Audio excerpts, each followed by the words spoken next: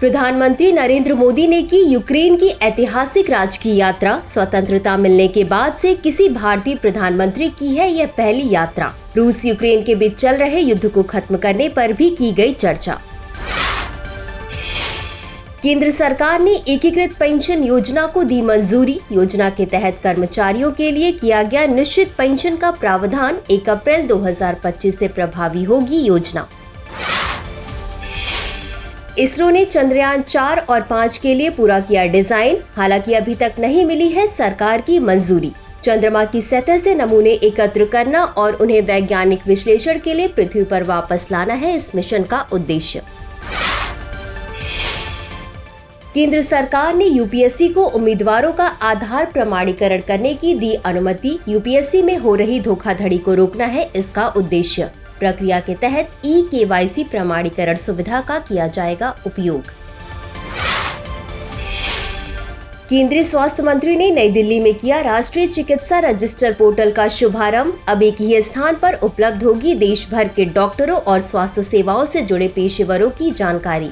स्वास्थ्य सेवाओं में बढ़ेगी पारदर्शिता।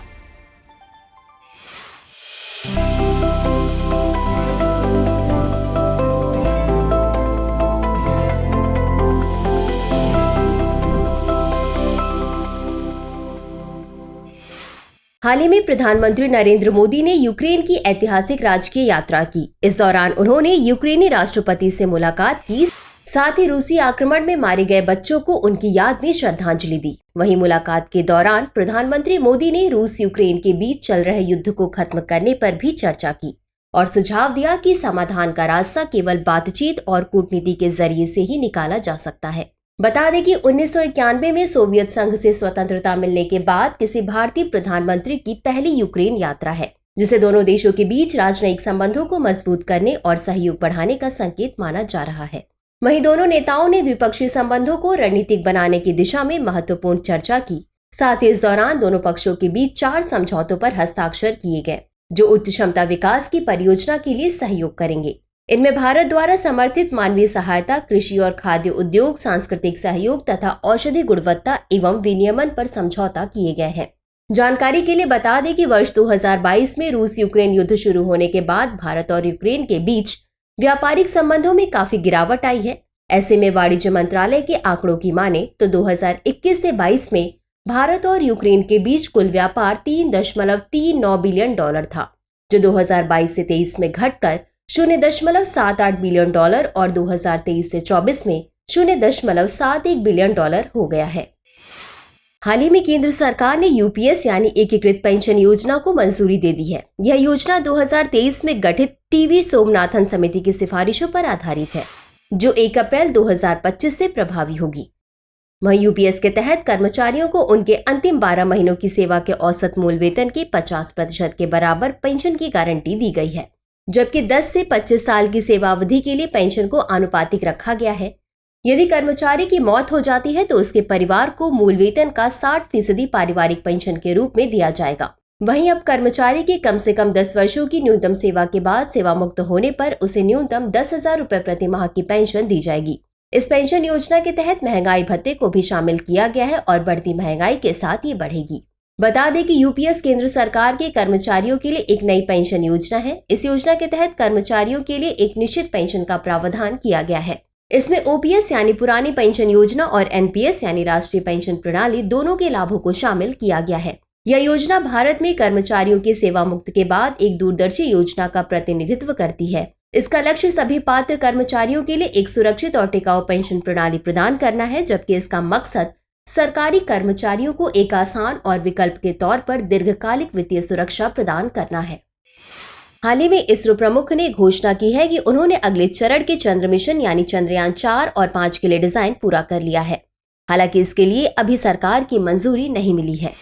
गौरतलब है कि चंद्रयान 4 मिशन को वर्ष 2028 में लॉन्च किया जाएगा। इस मिशन का उद्देश्य चंद्रमा की सतह से नमूने एकत्र करना और उन्हें वैज्ञानिक विश्लेषण के लिए पृथ्वी पर वापस लाना है। गौरतलब है कि चंद्रयान 4 में कई महत्वपूर्ण घटक शामिल होंगे, जिनमें लैंडर, एसेंडर, ट्रांसफर मॉड्यूल और री एंट्री मॉड्यूल शामिल हैं। वहीं इसका लैंडर चंद्रमा की सतह पर लैंडिंग के बाद एक रोबोटिक आर्म से सैंपल को एकत्र करके एसेंडर में स्थानांतरित करेगा। जो फिर से चंद्र कक्षा में लॉन्च होगा। वहीं फिर इसे री एंट्री मॉड्यूल के जरिए पृथ्वी पर वापस लाया जाएगा। जानकारी के लिए बता दें कि चंद्रयान 5 इसरो और जापानी अंतरिक्ष एजेंसी जाक्सा का एक संयुक्त मिशन होगा। इस मिशन में एक भारतीय लैंडर और एक जापानी रोवर शामिल होंगे। इसका वजन 350 किलोग्राम होगा। इन्हें चंद्रमा के स्थायी रूप से छाया वाले क्षेत्रों का पता लगाने के लिए डिजाइन किया गया है। वहीं वैज्ञानिकों का मानना है कि चंद्रमा के क्षेत्र में पानी और बर्फ के मौजूद होने की संभावना है। हाल ही में भारत ने अंतरिक्ष के क्षेत्र में एक महत्वपूर्ण उपलब्धि हासिल की है। दरअसल भारत ने अपना पहला पुनः प्रयोज्य हाइब्रिड रॉकेट रूमी-1 का सफलतापूर्वक प्रक्षेपण किया है। इसे चेन्नई के थिरुविंदधई से लॉन्च किया गया। इसमें 3 क्यूबसैट और 50 PICO उपग्रह शामिल हैं। इसका उद्देश्य ग्लोबल वार्मिंग और जलवायु परिवर्तन से संबंधित डेटा को एकत्रित करना है। बता दें कि रूमी-1 को तमिलनाडु के स्टार्टअप स्पेस जोन इंडिया ने मार्टिन ग्रुप के सहयोग से विकसित किया है। यह रॉकेट अपनी अनोखी हाइब्रिड प्रणोदन प्रणाली के लिए बेहद खास है, जिसमें तरल और ठोस दोनों ईंधन के लाभों को शामिल किया गया है।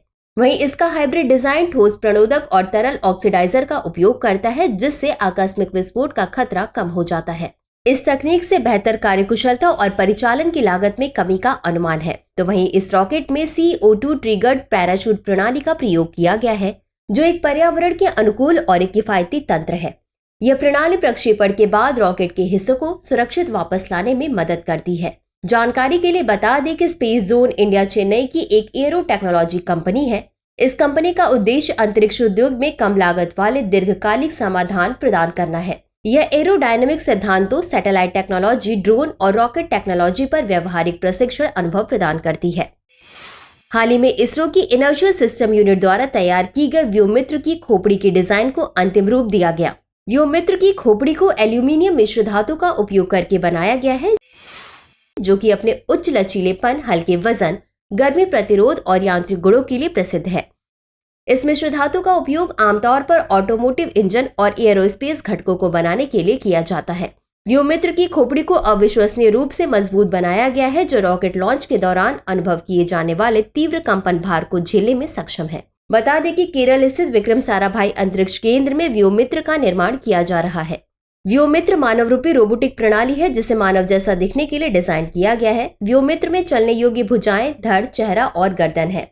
इसे इस तरह से निर्मित किया गया है कि यह अंतरिक्ष में स्वायत्त रूप से कार्य कर सकती है। गौरतलब है कि अपने बहुप्रत्याशित कार्यक्रम गगनयान मिशन से पहले इसरो प्रायोगिक रूप से 2 मानव रहित गगनयान अंतरिक्ष में भेजेगा। इन 2 मानव रहित कार्यक्रमों में चालक दल के सदस्यों के स्थान पर अर्ध मानव रोबोट व्योमित्र को अंतरिक्ष में भेजा जाएगा। यह महिला रोबोट अंतरिक्ष में इंसानों की तरह काम करेगी और जीवन प्रणाली की संरचना पर नजर रखेगी। हाल ही में केरल में निपाह वायरस के बाद लेप्टोस्पायरोसिस के मामले देखे गए, जिसके चलते राज्य ने सार्वजनिक स्वास्थ्य के प्रति चिंता जाहिर की है। बता दें कि लेप्टोस्पायरोसिस एक जूनोटिक बीमारी है, जो आमतौर पर चूहों से फैलती है। इसे चूहा बुखार के नाम से भी जाना जाता है। यह एक संक्रामक रोग है, जो लेप्टोस्पायर नामक रोगजनक बैक्टीरिया के कारण फैलता है। यह प्रत्यक्ष तथा अप्रत्यक्ष रूप से संक्रमित जानवरों के संपर्क में आने से मनुष्यों में फैलता है। यह बैक्टीरिया व्यक्ति की त्वचा पर घाव होने या खरोच वाले स्थान से शरीर में प्रवेश करता है। हालांकि एक मनुष्य से दूसरे मनुष्य में इसके फैलने की दर बहुत कम है। इसके लक्षणों में आमतौर पर बुखार, मांसपेशियों में दर्द और सिर दर्द शामिल है, जबकि इसकी गंभीर लक्षणों की स्थिति में तेज सांस लेना, निम्न रक्तचाप और पीलिया जैसे लक्षण शामिल हैं। यह बीमारी अधिक वर्षा वाले उष्णकटिबंधीय और उपोष्णकटिबंधीय क्षेत्रों में सबसे आम है। जानकारी के लिए बता दें कि स्वास्थ्य एवं परिवार कल्याण मंत्रालय ने लेप्टोस्पायरोसिस से बचाव और नियंत्रण के लिए कई कार्यक्रम संचालित किए हैं। साथ ही संक्रमित जानवरों से दूषित मिट्टी और पानी से सावधान रहने का सुझाव दिया है। हाल ही में केंद्र सरकार ने अनुसंधान और विकास को बढ़ावा देने के लिए 2 नई नीतियों बायो E3 और विज्ञान धारा योजना को मंजूरी दी है। इनमें बायो E3 का मतलब जैव प्रौद्योगिकी के जरिए अर्थव्यवस्था, पर्यावरण और रोजगार को बढ़ावा देना है।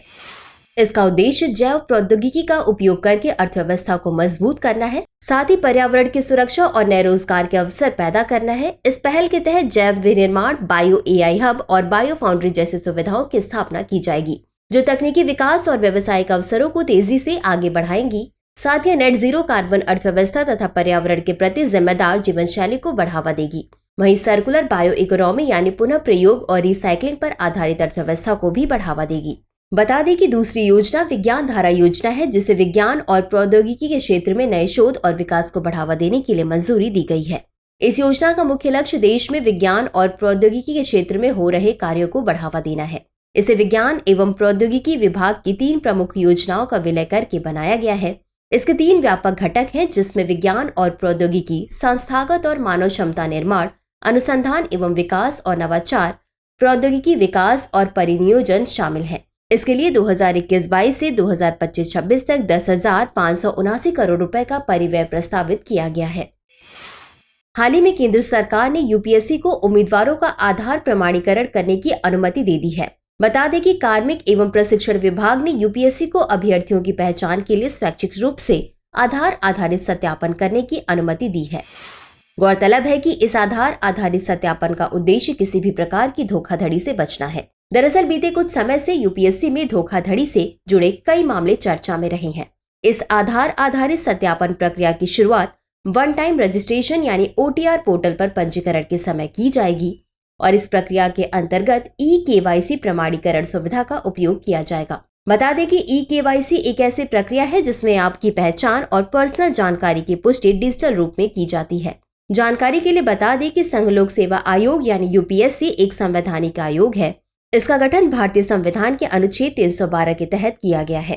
भारतीय संविधान के भाग 14 में अनुच्छेद 315 से अनुच्छेद 323 के तहत इसकी संरचना, सदस्यों की नियुक्ति और निष्कासन तथा शक्तियों और कार्यों से संबंधित प्रावधान दिए गए हैं। यह भारत में केंद्रीय भर्ती एजेंसी के रूप में कार्य करता है। हाल ही में केंद्रीय स्वास्थ्य मंत्री ने नई दिल्ली में NMR यानी राष्ट्रीय चिकित्सा रजिस्टर पोर्टल का शुभारंभ किया है। इस पोर्टल का उद्देश्य देश भर के डॉक्टरों और स्वास्थ्य सेवाओं से जुड़े पेशेवरों की जानकारी को एक ही स्थान पर उपलब्ध कराना है। इससे लोगों को सही और प्रमाणित डॉक्टरों की जानकारी प्राप्त करने में मदद मिलेगी। साथ ही इसके माध्यम से स्वास्थ्य सेवाओं में पारदर्शिता को बढ़ावा मिलेगा।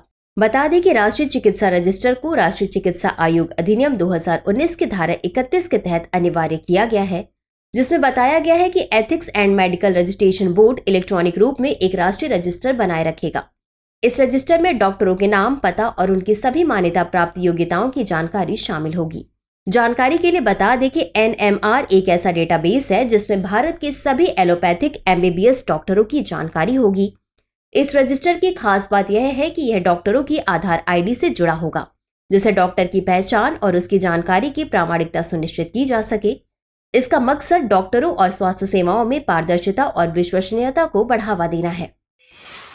हाल ही में प्रधानमंत्री नरेंद्र मोदी ने महाराष्ट्र के जलगांव में लखपति दीदी सम्मेलन को संबोधित किया। इस दौरान उन्होंने 11 लाख नई लखपति दीदियों को प्रमाण पत्र प्रदान किया। साथ ही उन्होंने 2500 करोड़ रुपए का रिवॉल्विंग फंड भी जारी किया। वहीं प्रधानमंत्री ने स्वयं सहायता समूह के लिए 5000 करोड़ रुपए के बैंक ऋण को भी वितरित किया। बता दें कि लखपति दीदी योजना एक पहल है। इसकी शुरुआत दीनदयाल अंत्योदय योजना राष्ट्रीय ग्रामीण आजीविका मिशन के तहत की गई है। इस पहल का उद्देश्य ग्रामीण महिलाओं को व्यावसायिक प्रशिक्षण, बाजार में पहुंच और धन की सुविधा देकर सशक्त बनाना है। साथ ही उन्हें स्वयं सहायता समूहों के माध्यम से सालाना 1 लाख रुपए से अधिक कमाने में मदद करना है। ऐसे में आंकड़ों की माने तो जून 2024 तक 1 करोड़ से अधिक महिलाएं लखपति दीदी बन चुकी हैं। जानकारी के लिए बता दें कि भारत में स्वयं सहायता समूह की शुरुआत 1980 के दशक में हुई थी। इसका मकसद ग्रामीण महिलाओं और कमजोर वर्गों को संगठित करके आर्थिक और सामाजिक विकास में मदद करना है। वहीं यह लोगों को छोटे ऋण, बचत और आर्थिक गतिविधियों में भाग लेने के लिए एक मंच प्रदान करता है। तो फिलहाल इस बुलेटिन में इतना ही। खबरों के बाद अब बुलेटिन से जुड़े 5 सवालों पर डालते हैं एक नजर। पहला प्रश्न है, एकीकृत पेंशन योजना के संदर्भ में निम्नलिखित कथनों पर विचार कीजिए। 1. यह योजना टीवी सोमनाथम समिति की सिफारिशों पर आधारित है। 2. इसे 1 अप्रैल 2025 से लागू किया जाएगा। 3. इसके तहत कर्मचारियों को उनके 1 साल की सेवा के औसत मूल वेतन का 50% के बराबर पेंशन की गारंटी प्रस्तावित है। उपर्युक्त कथनों में से कितने कथन सही है? A केवल 1, B केवल 2, C सभी 3, D इनमें से कोई भी नहीं। अगला प्रश्न है, चंद्रयान 4 मिशन के संदर्भ में निम्नलिखित कथनों पर विचार कीजिए। 1. इसे इसरो द्वारा नासा के सहयोग से विकसित किया गया है। 2. यह मिशन वर्ष 2028 में लॉन्च किया जाएगा। 3. इसका उद्देश्य चंद्रमा की सतह से नमूने एकत्र करके उन्हें वैज्ञानिक अध्ययन के लिए पृथ्वी पर वापस लाना है। उपर्युक्त कथनों में से कितने कथन सही हैं? A केवल 1, B केवल 2, C सभी 3, D इनमें से कोई भी नहीं। अगला प्रश्न है, रूमी 1 के संदर्भ में निम्नलिखित कथनों पर विचार कीजिए। 1. यह भारत का पहला पुनः प्रयोज्य हाइब्रिड रॉकेट है। 2. इसे स्पेस जोन इंडिया ने मार्टिन ग्रुप के सहयोग से विकसित किया है। 3. इसके जरिए 3 क्यूबसैट और 50 PICU उपग्रह प्रक्षेपित किए गए। उपर्युक्त कथनों में से कितने कथन गलत हैं? ए केवल 1, बी केवल 2, सी सभी 3, डी इनमें से कोई भी नहीं। अगला प्रश्न है, लेप्टोस्पायरोसिस के संदर्भ में निम्नलिखित कथनों पर विचार कीजिए। 1. यह एक जेनेटिक बीमारी है। 2. इसका वाहक स्टेफिलोकोकस नामक बैक्टीरिया है। 3. इसे रैट फीवर के नाम से भी जाना जाता है। उपर्युक्त कथनों में से कितने कथन गलत हैं? ए केवल 1, बी केवल 2, सी सभी 3, डी इनमें से कोई भी नहीं। अंतिम प्रश्न है, संघ लोक सेवा आयोग के संदर्भ में निम्नलिखित कथनों पर विचार कीजिए। 1. यह एक संवैधानिक निकाय है। 2. इसका गठन भारतीय संविधान के अनुच्छेद 312 के तहत किया गया है। 3. यह भारत में केंद्रीय भर्ती एजेंसी के रूप में कार्य करता है। उपर्युक्त कथनों में से कितने कथन सही है? ए केवल 1, बी केवल 2, सी सभी 3, डी इनमें से कोई भी नहीं। चलते चलते डालते हैं कुछ छोटी मगर जरूरी खबरों पर नजर। हाल ही में नासा ने टैनेजर 1 नामक एक सैटेलाइट लॉन्च किया है जो मीथेन जैसी गैसों के उत्सर्जन पर नजर रखेगा। इस सैटेलाइट में एक खास तकनीक का उपयोग किया गया है जिसे इमेजिंग स्पेक्ट्रोमीटर कहा जाता है। यह तकनीक पृथ्वी की सतह से आने वाली प्रकाश की किरणों का अध्ययन करेगी। बता दें कि वायुमंडल में मीथेन और कार्बन डाइऑक्साइड जैसी गैसें होती हैं जो विभिन्न प्रकार की प्रकाश तरंगों को अवशोषित करती हैं और अपने पीछे एक खास प्रकार का फिंगरप्रिंट छोड़ती हैं। वहीं इमेजिंग स्पेक्ट्रोमीटर की मदद से इन फिंगरप्रिंट्स की पहचान की जा सकती है। इस जानकारी से वैज्ञानिकों को यह पता लगाने में मदद मिलेगी कि ग्रीन हाउस गैसें कहां और कितनी मात्रा में उत्सर्जित हो रही हैं। हाल ही में हिमाचल प्रदेश राज्य विधानसभा ने महिलाओं के लिए विवाह की न्यूनतम आयु 18 से बढ़ाकर 21 वर्ष करने संबंधी विधेयक पारित किया। बता दें कि विधेयक में बताया गया है कि बाल विवाह निषेध अधिनियम 2006 बाल विवाह और उससे संबंधित मामलों पर रोक लगाने के लिए लागू किया गया था। वहीं विधेयक में लड़कियों के लिए विवाह की न्यूनतम आयु 18 से बढ़ाकर 21 वर्ष करने का प्रस्ताव है। इसका मकसद लैंगिक समानता तथा लड़कियों के लिए उच्च शिक्षा और व्यक्तिगत विकास के अवसर प्रदान करना है। गौरतलब है कि यह पहल करने वाला हिमाचल प्रदेश भारत का पहला राज्य है जिसने लड़कियों की विवाह की उम्र बढ़ाकर 21 करने का कानून बनाया है। हाल ही में कैबिनेट की नियुक्ति समिति ने सतीश कुमार को रेलवे बोर्ड के नए अध्यक्ष और CEO के रूप में नियुक्त करने की मंजूरी दी है। वह 1 सितंबर 2024 से इस पद का कार्यभार संभालेंगे। सतीश कुमार जया वर्मा सिन्हा की जगह लेंगे जो रेलवे बोर्ड की पहली महिला अध्यक्ष और CEO थी। बता दें कि रेलवे बोर्ड की स्थापना 1905 में हुई थी। इसे ब्रिटिश भारत सरकार ने भारतीय रेलवे के विस्तारित नेटवर्क के बेहतर प्रबंधन के लिए बनाया था। यह बोर्ड भारतीय रेलवे के प्रशासन, संचालन और नीति बनाने के लिए सबसे सर्वोच्च निकाय है। हाल ही में केंद्रीय मंत्रिमंडल ने 12 औद्योगिक स्मार्ट शहरों की स्थापना को मंजूरी दी। इसके लिए 28,602 करोड़ रुपए का परिव्यय प्रस्तावित है। गौरतलब है कि इन शहरों का विकास राष्ट्रीय औद्योगिक गलियारा विकास कार्यक्रम के तहत किया जाएगा। इस पहल के माध्यम से 1 मिलियन प्रत्यक्ष रोजगार तथा 3 मिलियन से अधिक तक अप्रत्यक्ष रोजगार की संभावना होगी। इस परियोजना का विस्तार 10 राज्यों में होगा और इसे 6 प्रमुख गलियारों में कार्यान्वित करने की योजना है। गौरतलब है कि विश्व स्तरीय ग्रीनफील्ड औद्योगिक स्मार्ट शहरों का निर्माण प्लग एंड प्ले और वॉक टू वर्क अवधारणाओं के साथ मांग से पहले विकसित किया जाएगा।